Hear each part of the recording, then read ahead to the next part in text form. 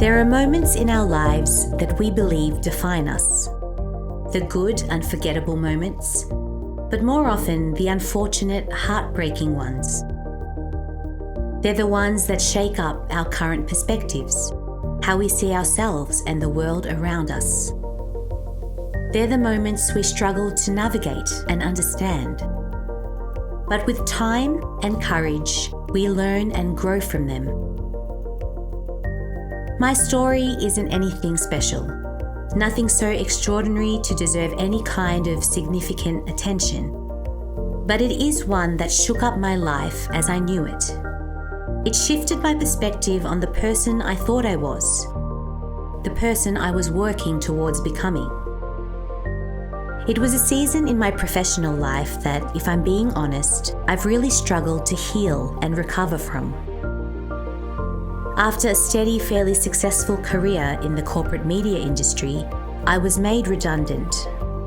I lost my job, as many people do each day, as so many have these last few years especially.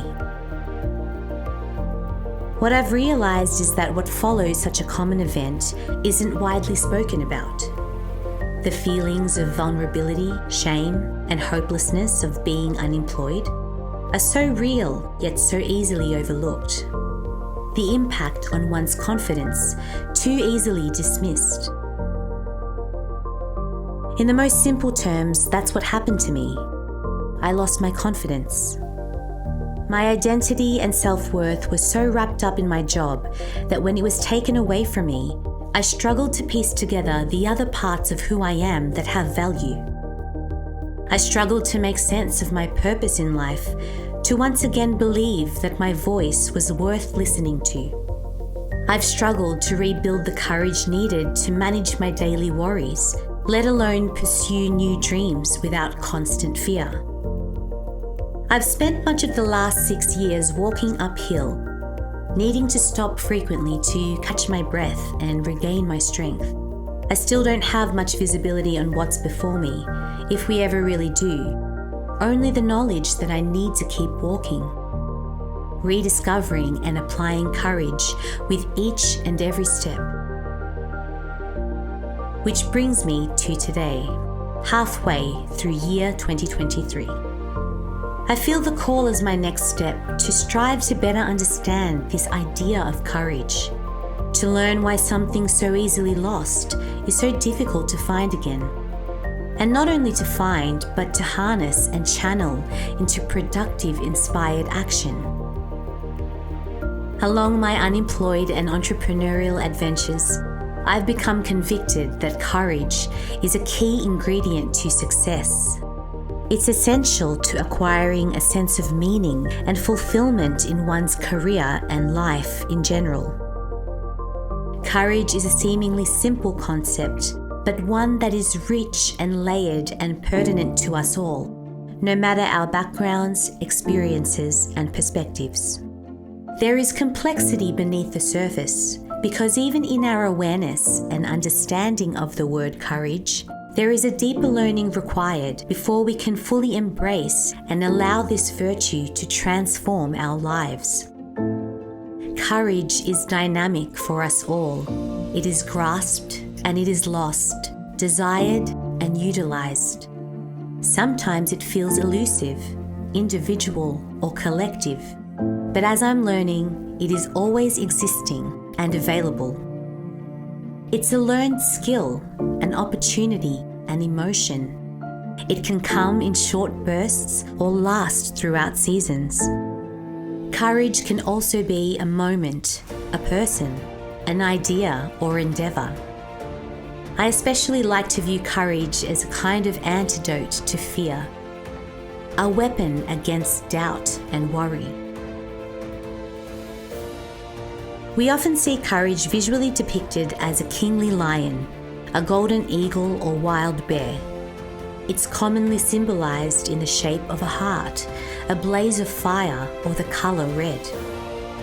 We see courage in David, who defeated Goliath, in Rosa Parks sitting on a bus, or in Mel Gibson as Sir William Wallace in Braveheart. Courage is inspirational and aspirational. It tells the story of those who fought while they lived and left legacies after they died. It tells the story of the people we hope and long to become. The problem with these depictions of courage, however, is that they seem out of our reach. They're a little removed from our everyday, from those ordinary, seemingly insignificant moments, which happen so much more than the extraordinary experiences that sprinkle our lives. And so I'm also interested in an alternative take on courage, the one which inherently exists inside all of us, simply waiting to be harnessed, developed, and shared. In her book Big Magic, Elizabeth Gilbert writes that creative living is a path for the brave. As a multi-passionate creative person, I truly believe that courage is synonymous with creativity. It's in the books we read, the music we listen to, and the films we watch. It's in dance and art and technology. It's in the people making and playing and experimenting with these things. It's in those who dare to pursue creative jobs and careers. This is courage to me. It's well known that the creative pathway is uncertain, unconventional, and non-linear. There are no guarantees in the outcome of any creative project or pursuit. Yet there are abundant lessons and blessings in the process. I believe that creative people are the greatest champions of courage. Just like those who set out to climb Mount Everest or sail around the world, creative people dare to think beyond limits. They live beyond the ordinary. They welcome the challenges and work tirelessly through optimism, resilience, and self-belief. Creativity breeds courage, and courage breeds confidence. That's the kind of person I used to be, and the kind of person I'd like to feel like again, more and more each day. So how do people overcome trials and adversities? How do they rise above rejection and fear? What is it that gives them the courage to dream and work to accomplish their goals? What drives them each day to create opportunities and embrace experiences that draw them closer to what they desire for their lives? I'm on a mission to find out, to hear from brave people who are sharing their talents and voices in their communities, industries, and with the world. To get inside the minds of creative, passionate, and inspiring individuals. To learn from their stories and be challenged by their perspectives. This is a podcast on courage, and I encourage you to listen, share, and subscribe.